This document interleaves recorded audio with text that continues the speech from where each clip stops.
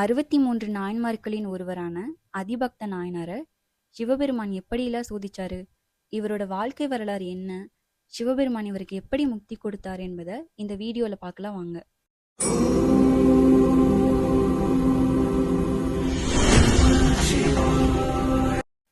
அதிபக்த நாயனார் ஒரு பரத இனத்தவர். இவர் நாகப்பட்டினத்துக்கு அருகே உள்ள நுழைப்பாடி என்ற இடத்துல பிறக்கிறாரு. மீன் பிடிக்கிற தொழிலை செஞ்சுட்டு வரவர். அது மட்டும் இல்லாம அங்க உள்ள மீனவர் கூட்டத்துக்கு தலைவராகவும் இருந்திருக்காரு. இவருக்கு சிவபெருமான் மேல அளவில்லாத பக்தி.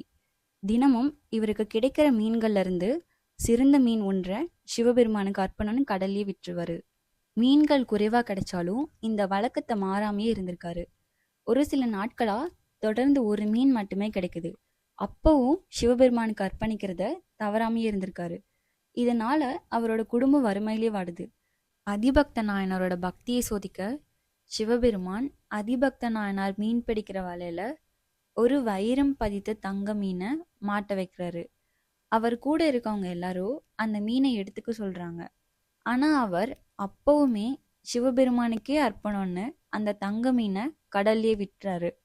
உடனே சிவபெருமானும் பார்வதேவியும் இவருக்கு காட்சி கொடுக்குறாங்க. அதன் பின் அதிபக்த நாயனாருக்கு முக்தி அளிச்சிடுறாங்க.